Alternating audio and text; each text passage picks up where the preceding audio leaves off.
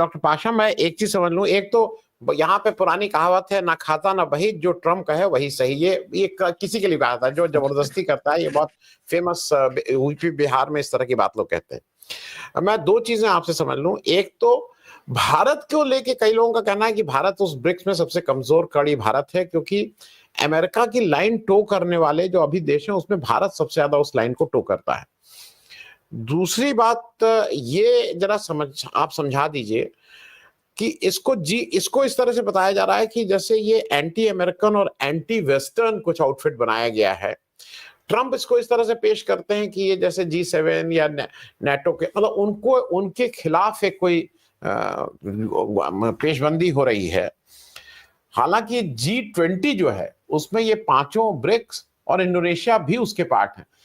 तो ट्रंप को इस ब्रिक्स से क्या, उनको ब्रिक्स से दिक्कत है कि रूस और चीन एक साथ आ रहे हैं, और शायद उसमें अगर भारत भी है तो ये तीन अगर एक साथ हो जा रहे हैं तो उनको दिक्कत है? क्योंकि मैं दर्शकों के लिए बता दूं, इसको आतमजीत सिंह साहब ज्यादा बेहतर फिगर दे देंगे। दुनिया की टोटल पॉपुलेशन का 46% ब्रिक्स रिप्रेजेंट करते हैं, और दुनिया का टोटल जो लैंड एरिया है उसका 25% ये करते हैं।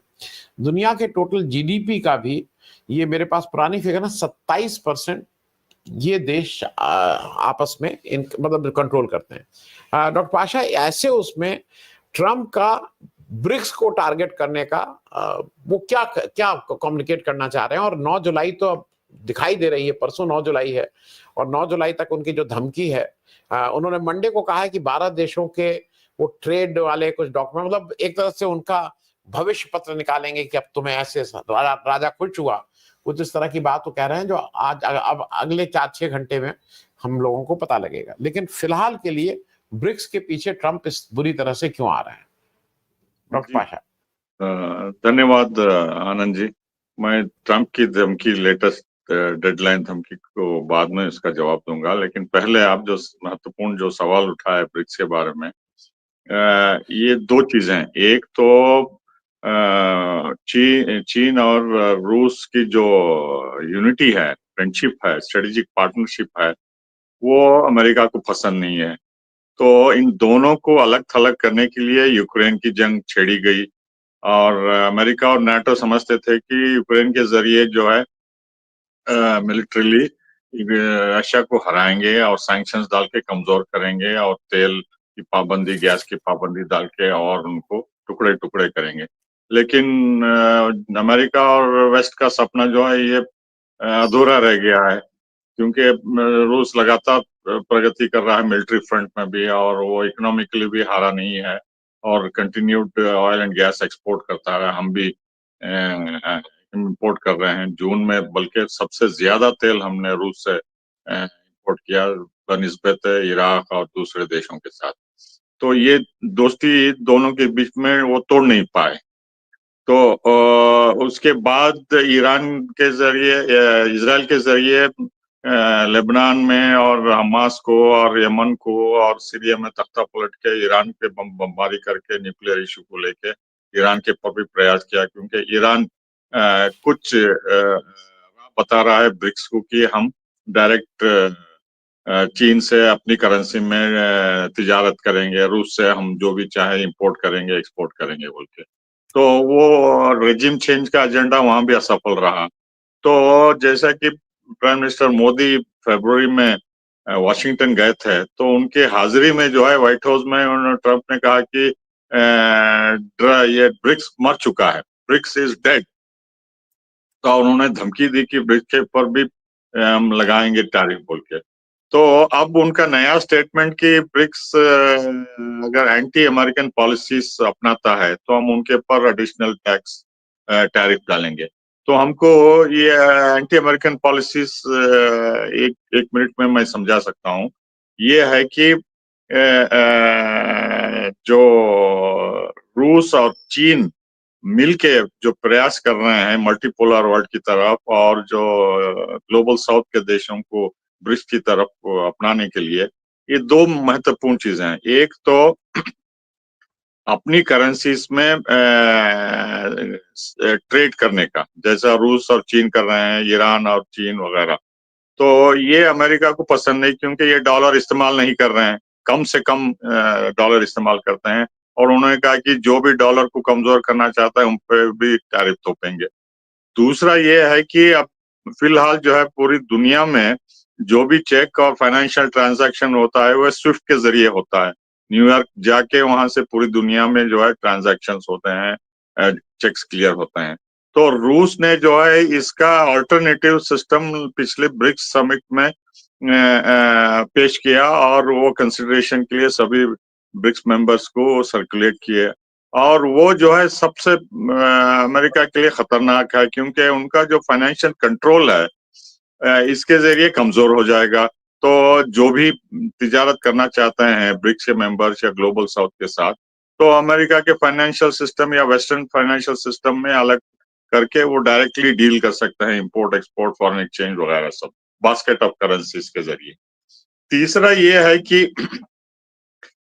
जो फॉरेन पॉलिसीज अमेरिका चाहता है, जैसा चीन के ऊपर सैंक्शंस डाले हैं, तो वो दूसरे देश को सपोर्ट करना है बोल के अमेरिका का ये है। चीन के ऊपर भी सैंक्शन, रूस के ऊपर भी सैंक्शंस डाले हैं, तो हमने उसको नजरअंदाज कर दिया। तो अमेरिका को ये पसंद नहीं। हम अमेरिका के साथ 6 महीने से ट्रेड एग्रीमेंट की बात कर रहे हैं, और सबसे बड़ी बात उभर के जो आती है इन नेगोशिएशन में वो ये है कि आप चीन और रूस से जो है अपना ट्रेड खत्म करिए। आप ना इंपोर्ट करिए ना एक्सपोर्ट करिए, आप हमारे से सिर्फ तिजारत करिए। ये मेन एजेंडा है। और जापान के साथ भी उन्होंने यही रवैया किया, और जापान के प्रधानमंत्री ने कहा कि हम ये बात कतई तौर पे मानने के लिए तैयार नहीं है, आपका डिमांड जो है अनएक्सेप्टेबल है। यही कनाडा और यूरोपियन यूनियन और दूसरे भी कर रहे हैं। तो जी भारत के ऊपर एक और प्रेशर ये है कि चूंकि हम G20 में अमेरिका का वस्त को बता दिए थे कि हमारे दोस्त सिर्फ G20 नहीं है, हम दूसरों को भी निमंत्रण दे सकते हैं, अफ्रीका, लैटिन अमेरिका और दूसरे एशियन देश को भी, जहां हमारा इन्फ्लुएंस है कुछ हद तक।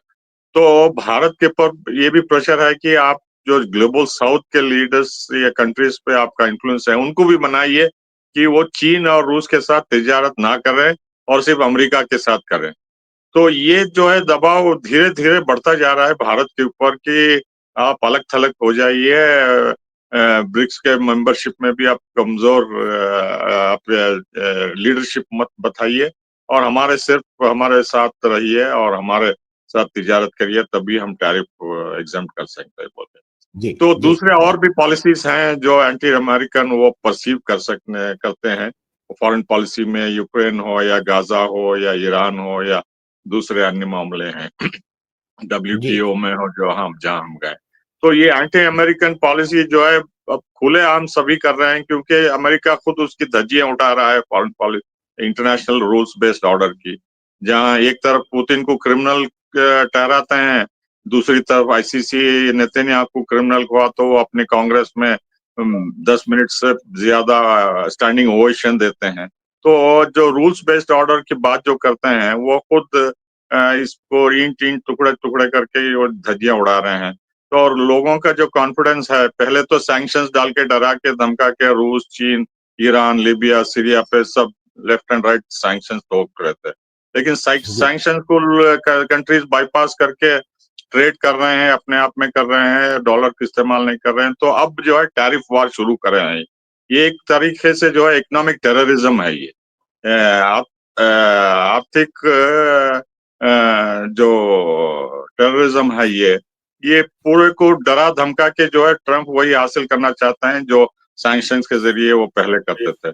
लेकिन जी ये दूसरे देश अपने अल्टरनेटिव मार्केट खोज रहे हैं।